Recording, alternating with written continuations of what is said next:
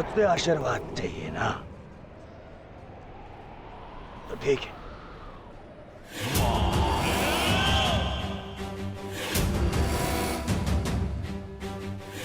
नहीं दुर्योधन, जाने दो उसे। ऐसा मत करो दुर्योधन, ऐसा मत करो।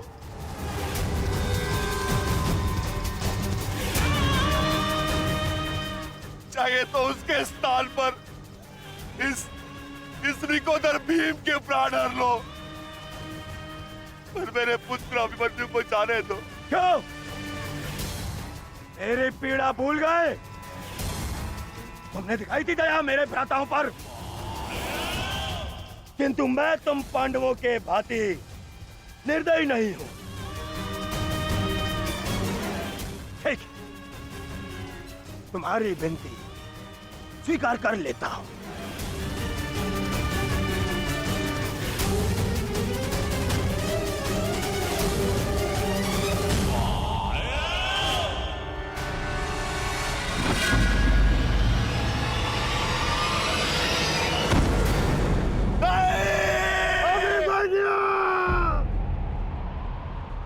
आओ, आओ मुझसे भीख मांगो।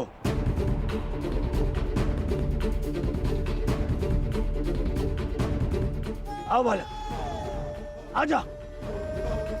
आ मैं तुझे मृत्यु भीख में देता हूं। आओ भीख मांग, आजा। हाँ,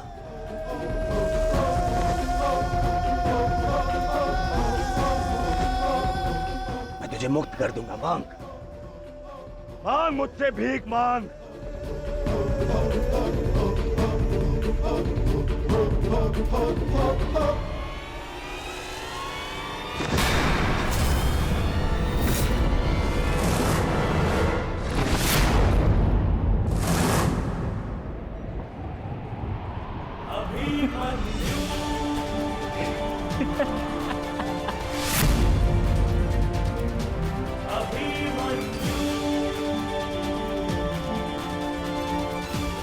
कहा था ना मैंने काकाश्री, जब जब मिलूंगा वस्त्रहरण करूंगा।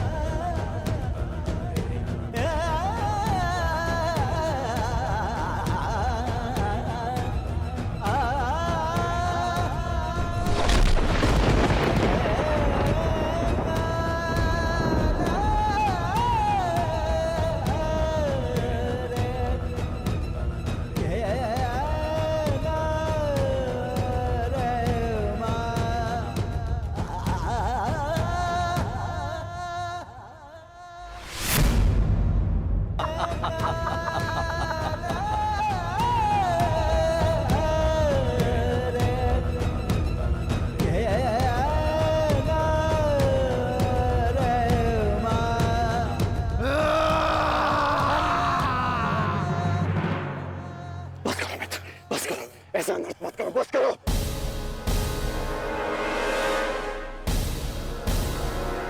हे मित्र, देखो अभी सूर्यास्त होना शेष है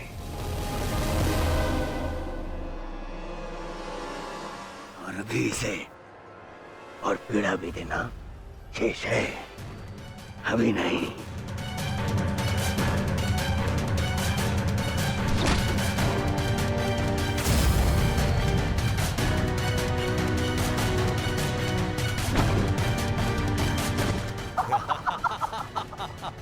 मारो इसे जब तक इसके मुंह से चीख ना निकले। मारो, मुझे इसकी चीख सुनाई देनी चाहिए। मारो।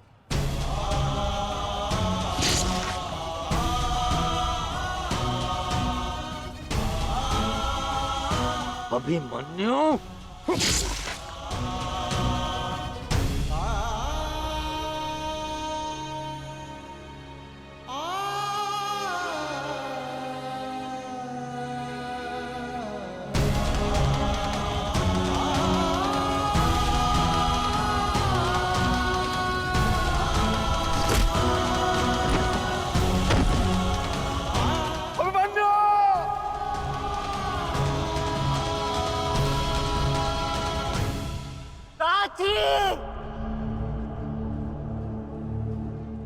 माता से कहना कि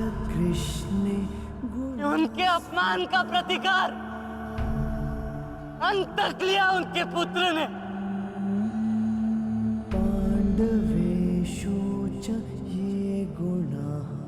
पिताश्री से कहना कि मैंने शत्रु को उनकी कमी अनुभव नहीं होने दी।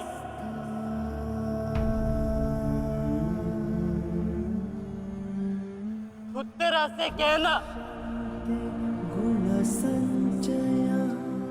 कि उसके पास मेरी संतान को सुनाने के लिए एक महान कथा है।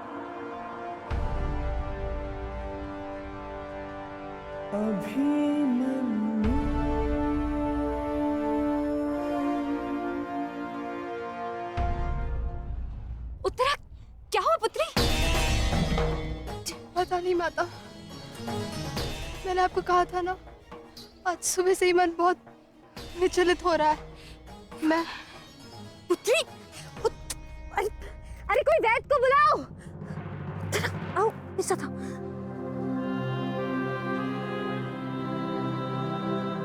मामा श्री से कहना कि संसार में उनके चक्र का सामना कोई नहीं कर सकता।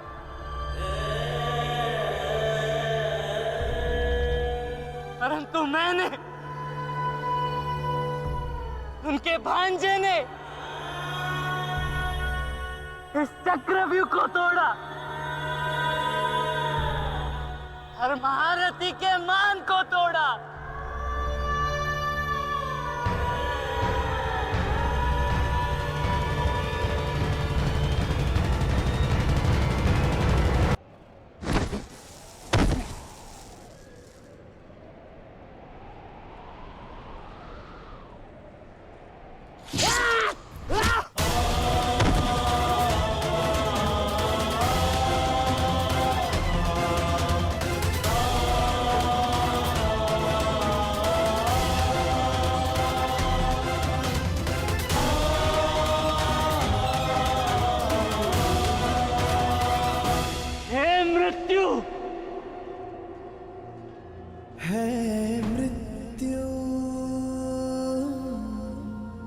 तैयार यदि तू आने को, यदि तुम आने को प्रसन्न मुखा, प्रसन्न मुख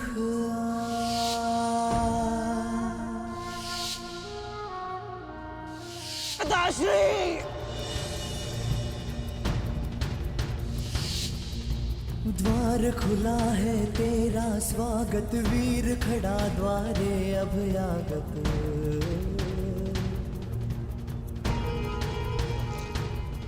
बाहें फैला के मुस्कुरा के करता अपने अतिथि का स्वागत।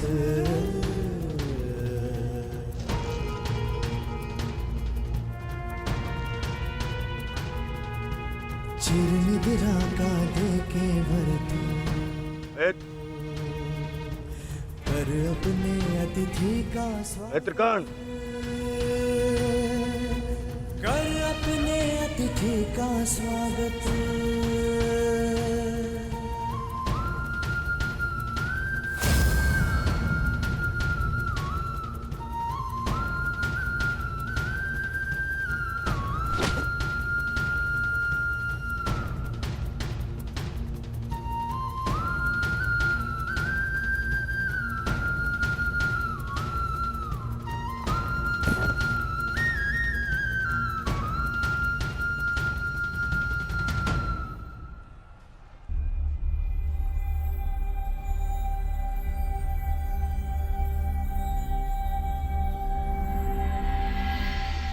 बस पुत्र, शांत हो जा।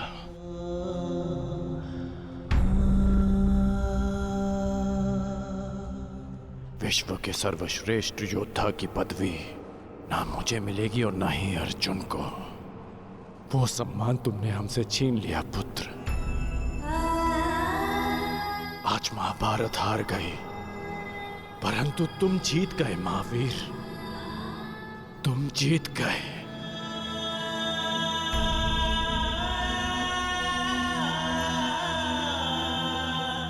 मुझे गर्व है कि मुझे तुम जैसे शूरवीर योद्धा के साथ द्वंद्व करने का अवसर मिला। समय आ गया है, अब मुक्त हो जाओ पुत्र।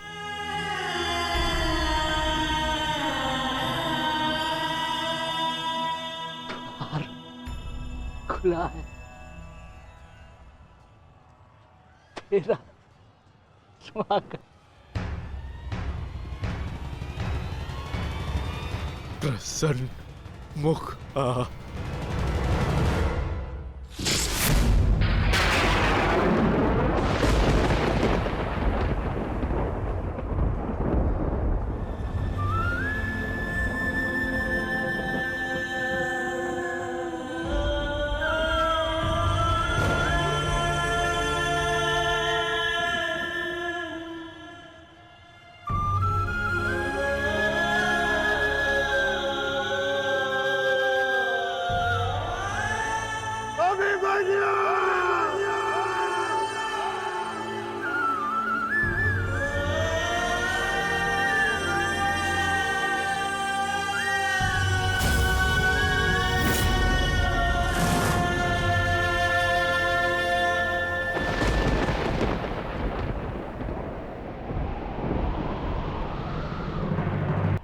क्या किया?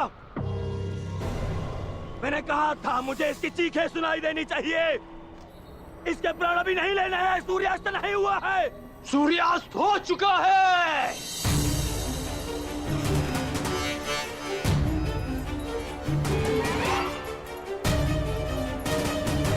इस कुरुक्षेत्र में धर्म और नीति का सूर्यास्त हो गया है। इस सूर्यास्त के पश्चात आकाश का रंग काला नहीं, रक्त सा लाल होगा।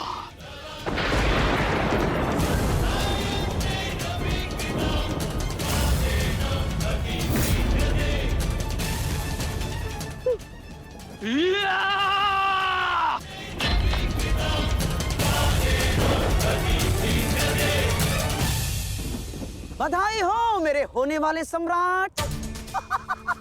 बधाई हो, आज तुम्हारा प्रतिशोध पूर्ण हुआ। आज पांडवों को वो हानि पहुंची है जिससे वो जीवन भर उभर नहीं पाएंगे।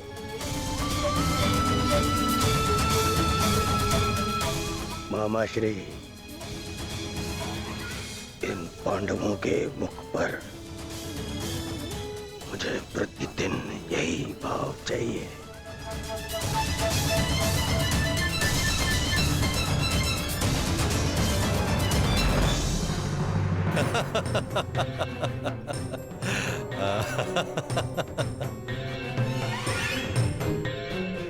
मंतव्य पूर्ण हुआ। अब शीघ्रता से गंतव्य की तरफ चलो। चलो।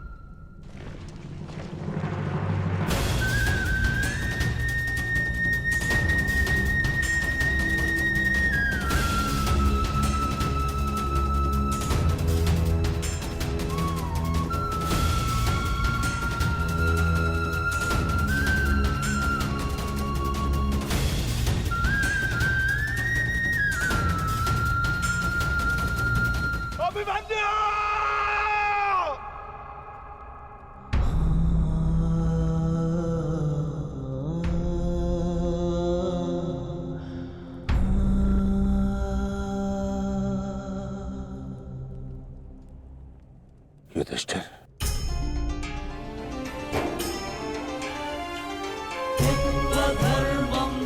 ये मुझसे बहुत बड़ा पाप हो जिसके लिए मैं क्षमा भी नहीं मांग सकता। पता है युधिष्ठिर, मेरे लिए सबसे बड़ा दंड क्या होगा? जो मैं अपने प्रिय शिष्य से कभी दृष्टि न मिला पाऊंगा। वो शिष्य जो मेरे लिए सबसे अधिक प्रिय है, अर्जुन।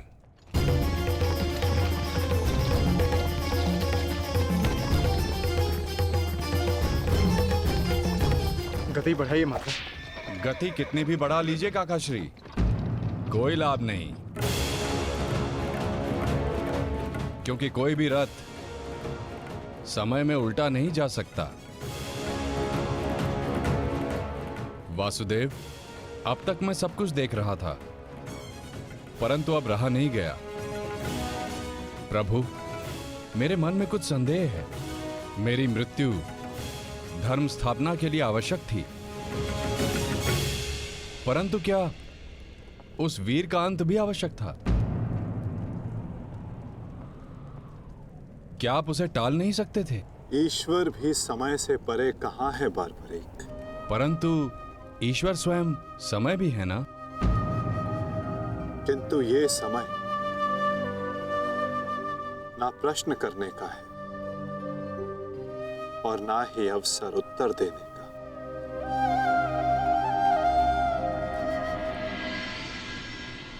सूर्यास्त हो जाए तो भी विलाप नहीं किया जाता, उसकी आरती की जाती है।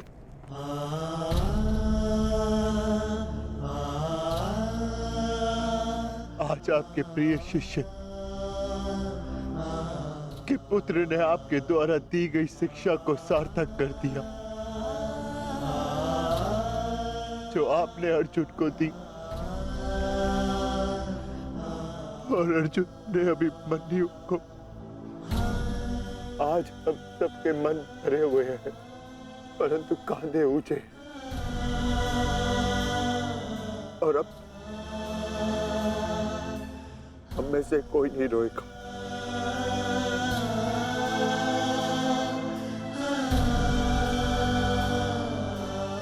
क्योंकि अभिमन्यु की यही अंतिम इच्छा थी। आप मुझसे कुछ छिपा रहे हैं माधव, बताइए मुझे। किस वीर का अंत हुआ? युद्ध बलिदान मांगता है पार्थ, और युद्ध में केवल एक वीर ही वीर गति प्राप्त करता है। नहीं, ये मेरा उत्तर नहीं है माता। मुझे सत्य जानना है। क्या हुआ है युद्ध भूमि में? क्यों आप सुशर्मा के साथ युद्ध में इतने व्यतीत थे? क्यों मेरा मन इतना अशांत है? क्यों मैं भय से इतना कांप रहा हूं? क्या ये सभी संकेत किसी अपने की मृत्यु का भान करा रहे हैं? जब तुम्हें सत्य का भान हो चुका है पार्थ,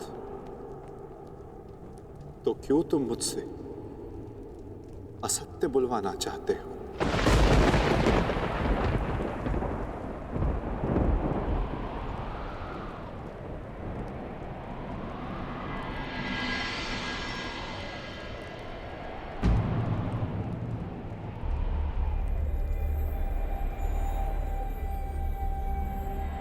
अभिमन्यु?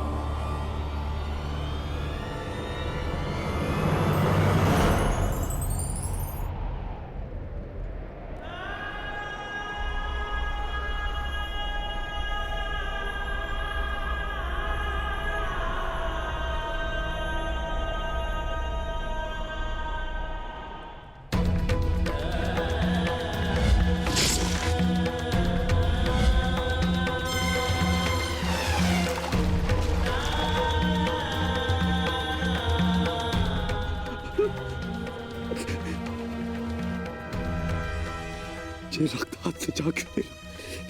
ये रक्त हाथ से जा क्यों ले रहा?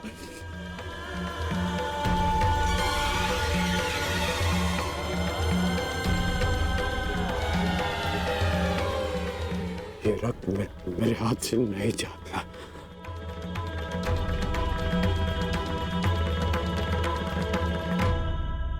क्या ये सत्य है कि मेरा पुत्र अभिमन्यु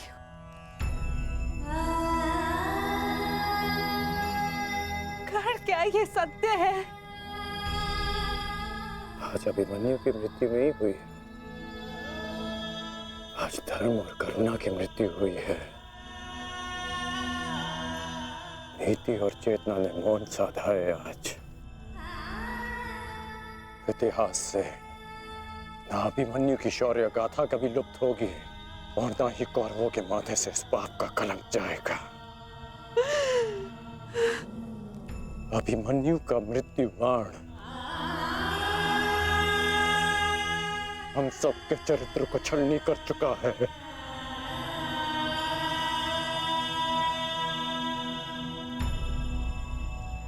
मत राजमाता, मत रोइए आप।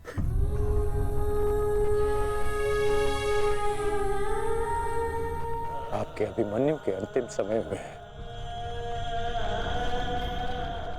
उसके मुख पर विजय की मुस्कान थी।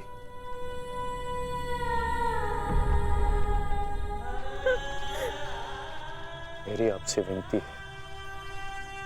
मेरी एक विनती स्वीकार लीजिए। आज आप राजमाता नहीं, अपने पुत्रों की माता होने का धर्म निभाइए। आपके पुत्रों को आपकी आवश्यकता है।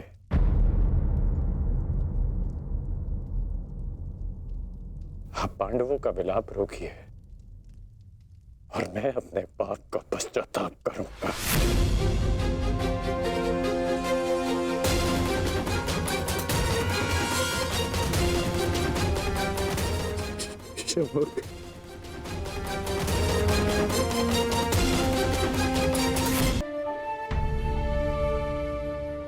अभिमन्यु का शव उठाइए सम्राट, सम्मान सहित उसका अंतिम संस्कार करना है। जिसे कंधे पर बिठाकर हस्तिनापुर के सिंहासन पर बिठाना था, उसे कंधे पर लेटाकर चिता तक कैसे लिया जाएगा? कैसे? क्या उत्तर दूंगा मैं पांचाली को कि उसका पुत्र इस संसार में नहीं रहा? कैसे समझाऊंगा मैं उत्तरा को कि उसका पुत्र अपने पिता का चेहरा कभी नहीं देख पाएगा? क्या कहूंगा मैं अर्जुन को कि उसके भाई उसके पुत्र की रक्षा नहीं कर पाए?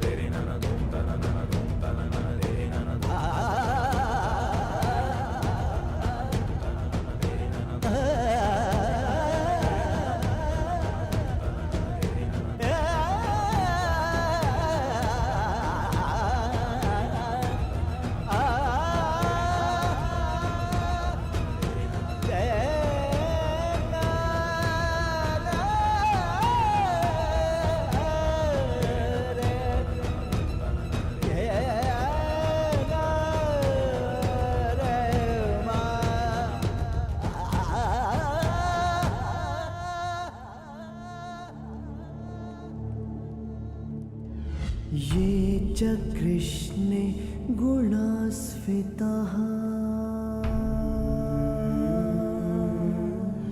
मैं आपको विश्वास दिलाता हूँ पिताश्री कि युद्ध भूमि में आपकी कमी शत्रु को अनुभव नहीं होगी। जब आप सुशर्मा का नाश करेंगे तो आपके पुत्र की शौर्य की कीर्ति आपका स्वागत करेगी।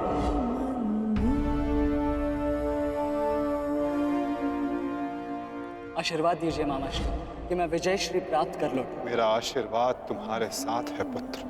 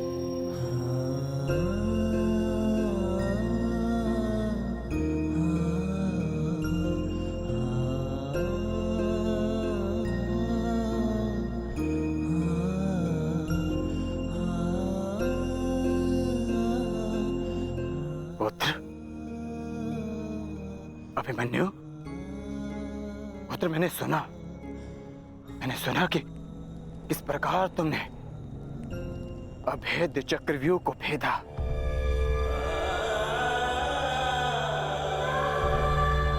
मैंने सुना कि किस प्रकार तुमने दुर्योधन के अहंकार को भेदा।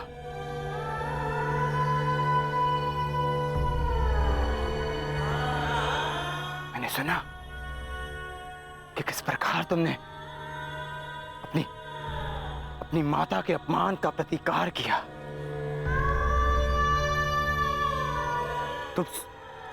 तुम सुन रहे हो?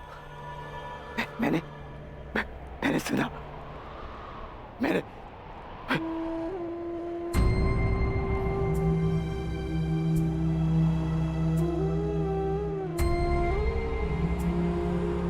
चक्रव्यूह को भेदने की कथा पूरी क्यों नहीं सुनाई?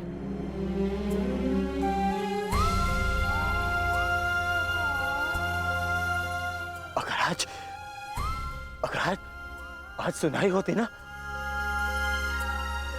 तो मेरा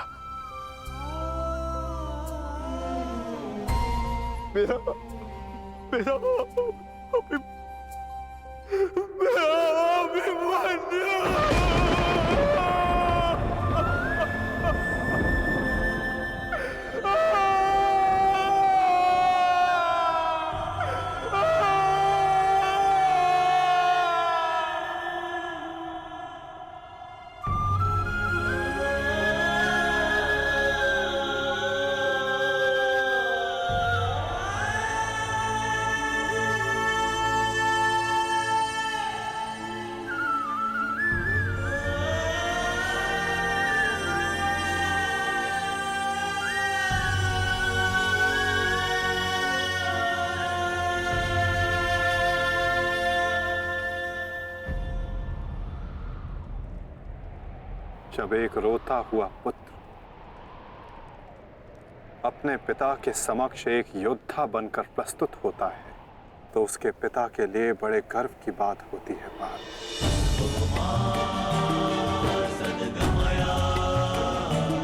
और जब एक योद्धा पिता अपने वीर पुत्र के समक्ष रोता है, तो वो पुत्र के लिए बड़े अपमान की बात होती है।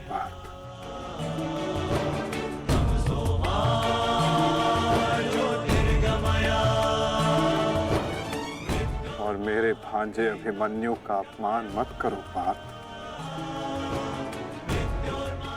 आज अभिमन्यु जो बन गया है, वो कोई योद्धा नहीं बन पाता।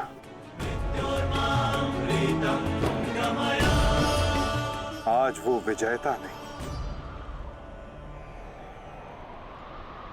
एक महान, एक वीर, शूरवीर योद्धा बना है।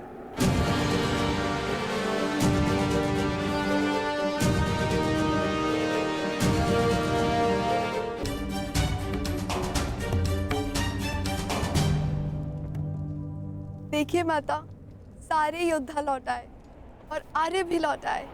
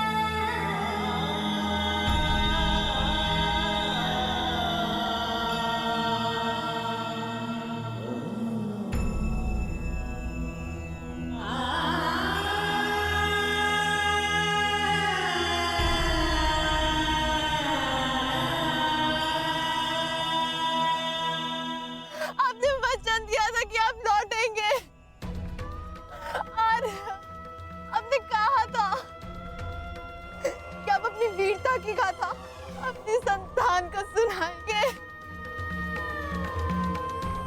योद्धा कभी अपना वचन नहीं तोड़ते। हम अभिमन्यु को तो नहीं ला पाए उत्तरा, परंतु उसकी ओर से एक संदेश लाए हैं। उत्तरा से कहना कि उसके पास मेरी संतान को सुनाने के लिए एक महान कथा है।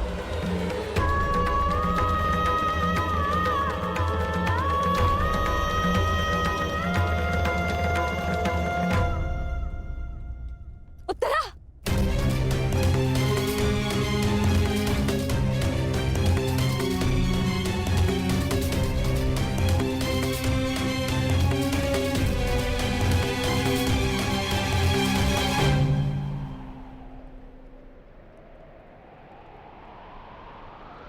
शूरवीर का स्वागत आंसुओं से नहीं, अभिषेक से किया जाता है।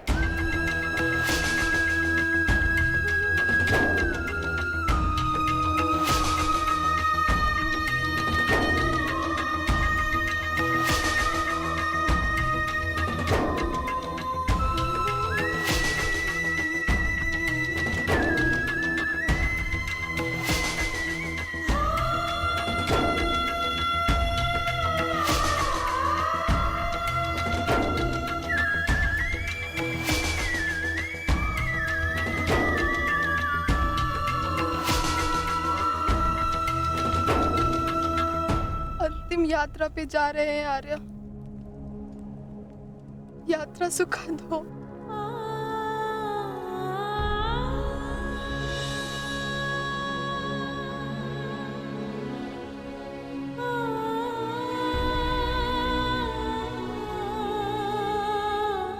मेरी शुभकामनाएं हैं कि उस लोक में आपकी कीर्ति अक्षत हो।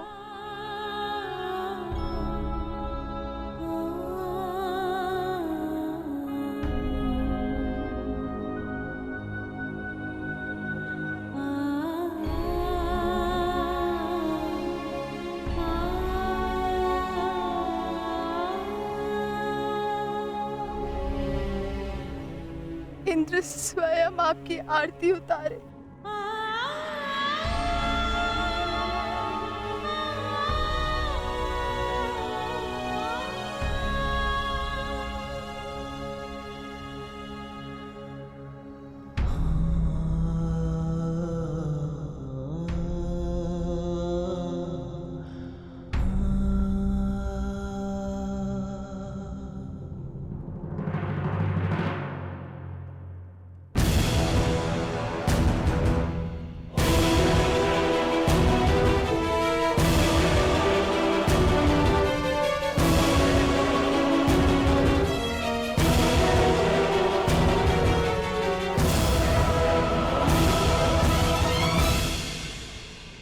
क्यों आए हो यहाँ?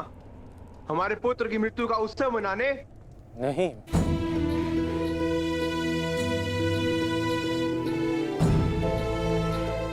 मैं एक वीर की वीर गति को श्रद्धांजलि देने आया हूँ। एक पाप का पश्चाताप करने आया हूँ मैं। पश्चाताप नहीं, प्रतिघात होगा। कौरवों ने नियम भंग करके सीमा तोड़ी है और अब मैं इस महायुद्ध में बनाए हुए सारे नियम त्यागता हूं।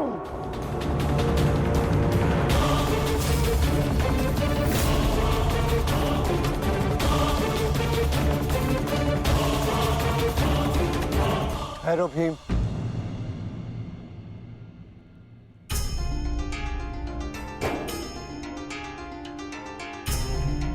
ये मत भूलो कि हम पांडव हैं, कौरव नहीं।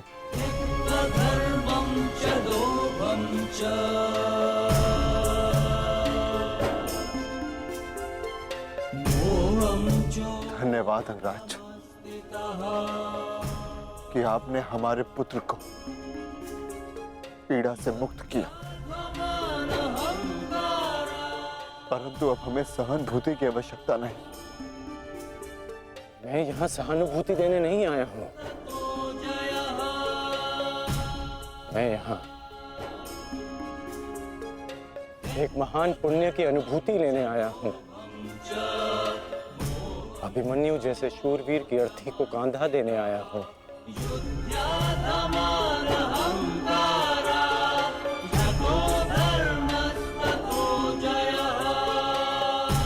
इस पुण्य से मुझे विरक्त मत कीजिए धर्मराज। ये युद्ध है युधिष्ठिर, और युद्ध में स्थिर रहना तुम्हारा धर्म है, तुम्हारे नाम का अर्थ है।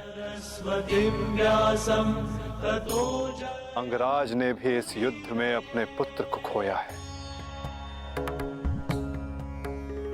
वो यहाँ अपना दुख बांटने आए हैं, अपनी पीड़ा काटने आए हैं। अंगराज को आने दो युधिष्ठिर। सरस्वतीं व्यासं ततो जयं उदीरये।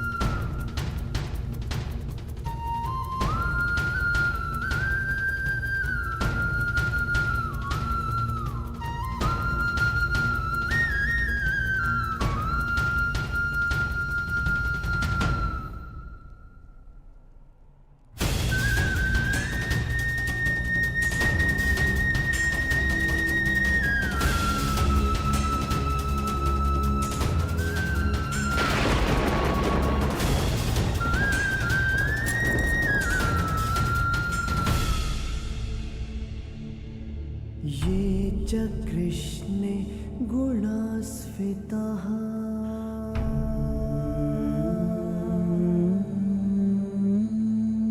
पाण्डवेषु च ये गुणाः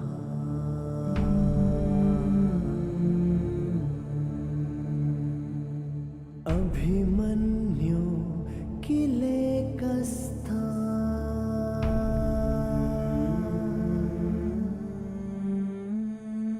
दृश्यन्ते गुणसञ्चया।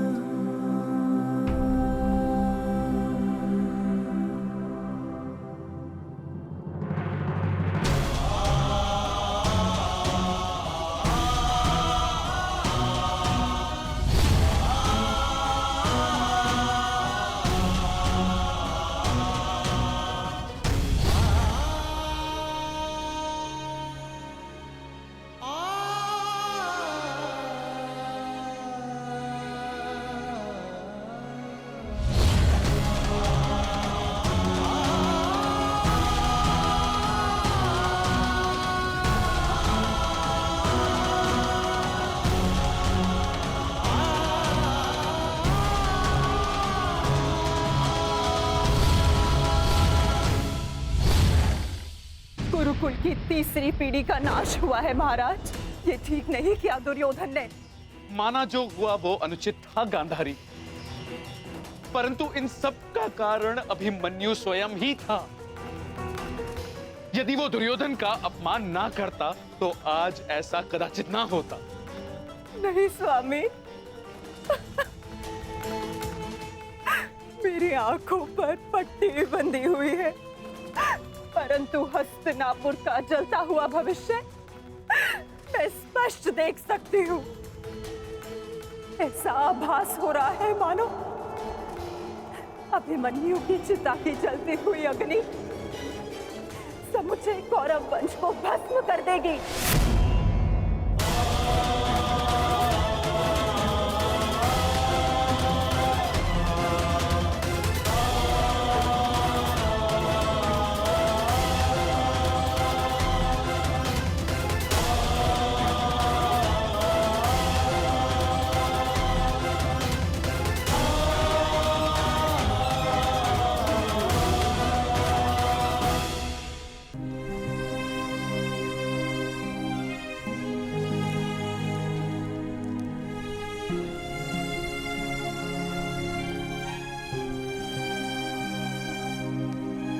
पार्थ, अंतिम विधि आरंभ करो।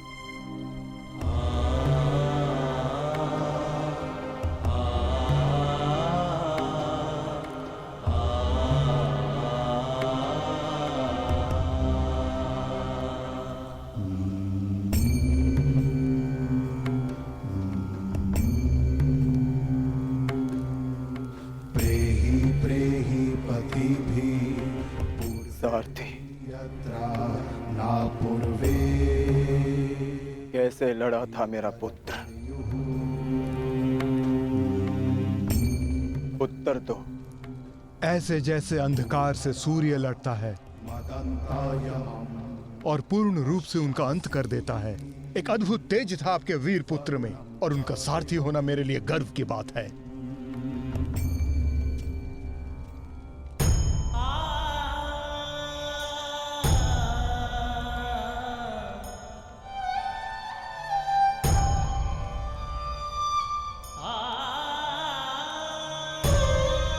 जब 6 योद्धाओं ने अभिमन्यु पर आक्रमण किया तो उसने क्या कहा था भ्राताश्री? उसने कहा कि महान धनुर्धर अर्जुन के पुत्र और महानतम योद्धा वासुदेव कृष्ण के भांजे का स्वागत ऐसा ही होना चाहिए।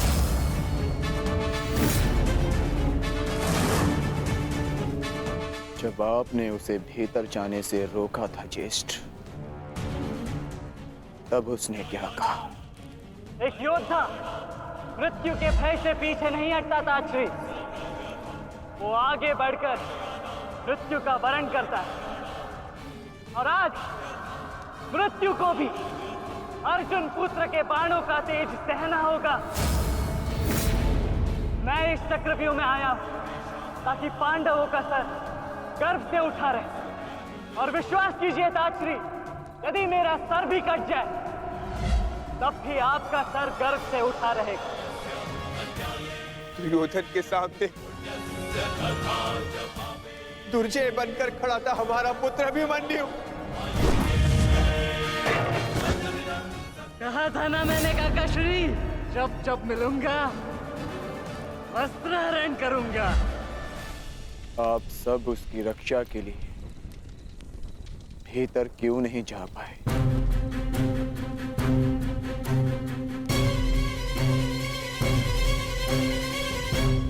जयद्रथ के कारण, क्योंकि उसे वरदान था कि वो आज नहीं मरेगा। उसने हम में से किसी को अंदर भीतर नहीं जाने दिया, भी कारण अभिमन्यु की मृत्यु का।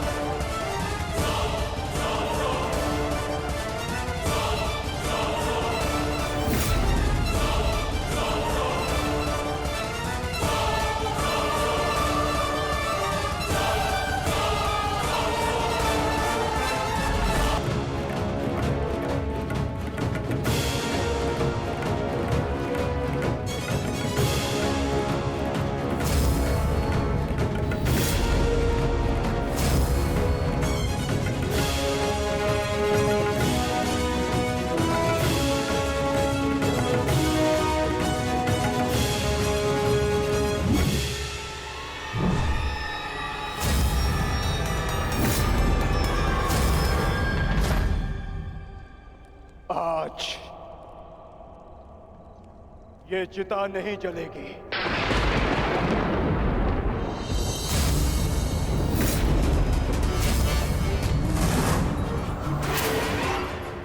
बल्कि कल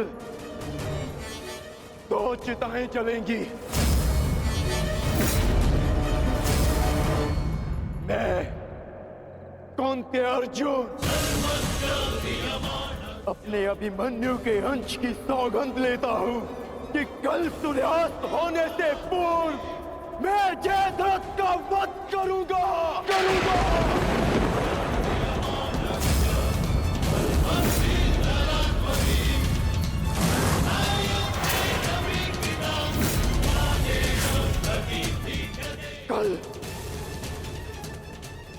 तो जयद्रथ के साथ अभिमन्यु की चिता जलेगी या फिर अभिमन्यु की चिता में उसके साथ मैं जीवित जलूंगा। मेरा प्राण अर्जुन का प्राण।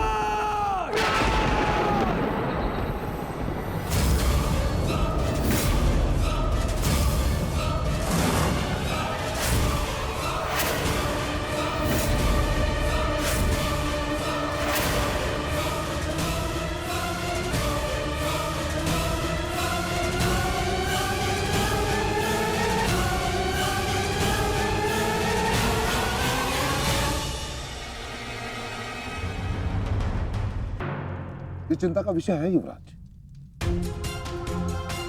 ये एक योद्धा की ललकार नहीं, एक पिता का प्रतिकार है। अर्जुन ने अपने पुत्र के शव के समक्ष प्रतिज्ञा ली है और यदि अर्जुन ने प्रतिज्ञा ली है तो उसे पूर्ण करने का संपूर्ण प्रयास करेगा वो। बस आचार्य द्रोण बस। पितामही की भांति आपको अवसर चाहिए होता है हमारे शत्रुओं की प्रशंसा करने का। आपको हम कौरवों से अधिक उस अर्जुन की प्रतिज्ञा पर विश्वास है, किंतु आप भूल रहे हैं कि किस प्रकार अपने भ्राता के पुत्र के प्राणों की भीख मांग रहे थे वो पांडु पुत्र।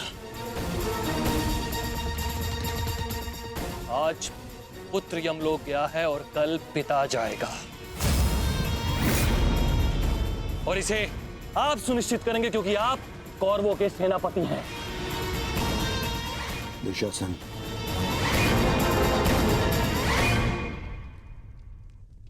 और कर्ण कहाँ है? इतनी विकट स्थिति में वो यहाँ उपस्थित क्यों नहीं है? ये लो, आ गए अंगराज कर्ण। हाँ, कदाचित शत्रु के शव को श्रद्धांजलि देकर आ रहे हैं, या फिर उस अर्जुन का कोई संदेश पहुंचाने आए हैं। देकर आ गए उन पांडवों को सहानुभूति। मैं शत्रु को सहानुभूति देने नहीं, एक वीर की वीरगति को श्रद्धांजलि देने गया था।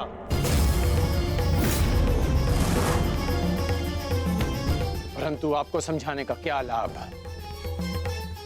आपके लिए तो युद्ध भी एक चौसर का खेल है। खेल तो आप खेल रहे हैं मेरे भांजे के साथ। मामाश्री, ठीक है दुर्योधन, यदि तुम कहते हो तो मैं अंगराज पर किया गया संदेह वापस लेता हूं, बस। परंतु यह निश्चित है कि कल यदि अर्जुन जयद्रथ का वध करने में सफल हो गया अंगराज, तो इस जयद्रथ के साथ साथ आपके स्वप्न की भी मृत्यु हो जाएगी। स्वयं को संसार का सर्वश्रेष्ठ धनुर्धर सिद्ध करने के लिए अंगराज आपको पुनः जन्म लेना होगा। विश्व के सर्वश्रेष्ठ योद्धा की उपाधि ना मुझे मिलेगी और ना ही अर्जुन को। वो सम्मान अभिमन्यु को जाता है। आपके छल के कारण मेरे पास केवल अनीतिकर योद्धा की उपाधि शेष है। जिस भांति अभिमन्यु को घेर कर मारा गया, ना वो युद्ध के नियमों के अनुकूल था और ना ही एक योद्धा की प्रतिष्ठा के। मैंने तुम्हारा साथ देने का वचन दिया था,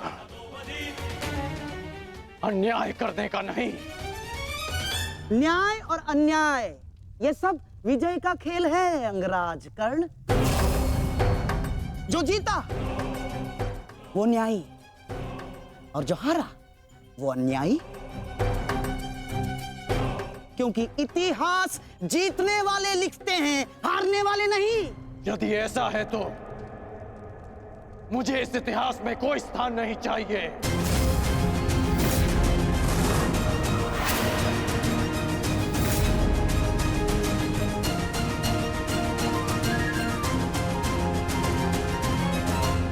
ये क्या अनर्थ हो रहा है आर्य?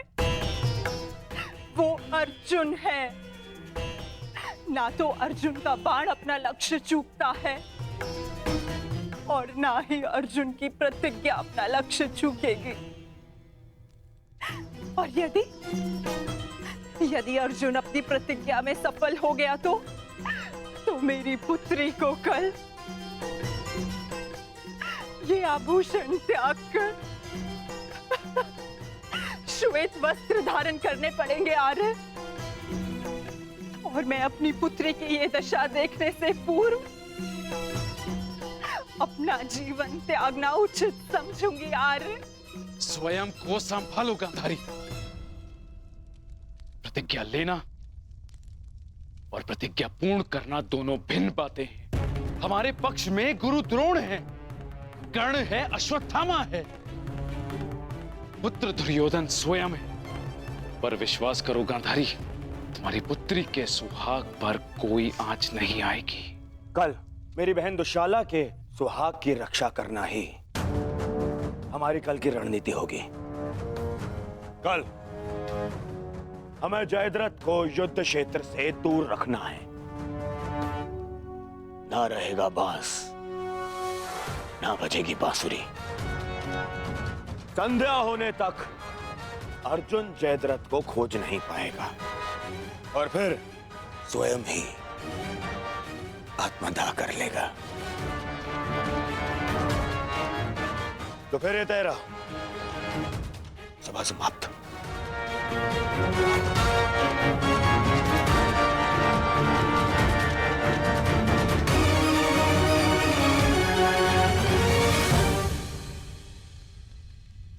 चलिए मामाश्री, युद्ध की तैयारियां करनी है।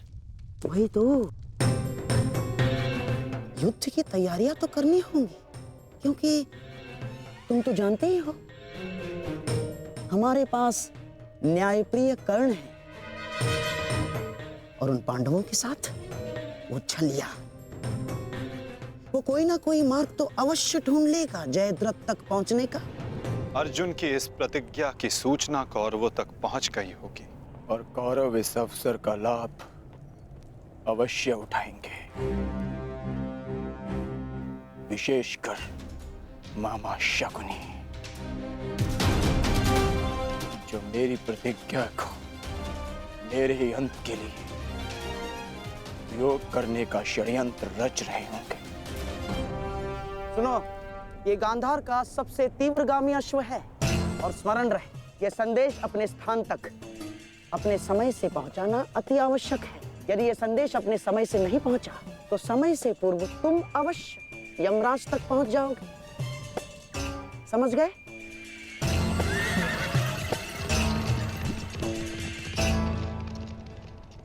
मामाश्री, युद्ध की योजना तो ज्येष्ठ पहले ही बना चुके हैं, तो फिर अभी आप क्या करना चाहते हैं? बुद्धि का हाथ कब थामोगे दुशासन? हैं? देखो, कच्ची योजना कच्चे घड़े के भांति होती है। कब पानी फिर जाए कुछ कहा नहीं जा सकता। उस जयद्रथ को केवल युद्ध से दूर छुपाना पर्याप्त नहीं होगा, क्योंकि मैं जानता हूं उस छलिए कृष्ण को मैं भली भांति जानता हूं। वो इस समय कुछ ना कुछ कुचक्र अवश्य कर रहा होगा। इसीलिए मैं ये सुनिश्चित कर लेना चाहता हूं कि कल युद्ध में जयद्रथ का वध हो या ना हो।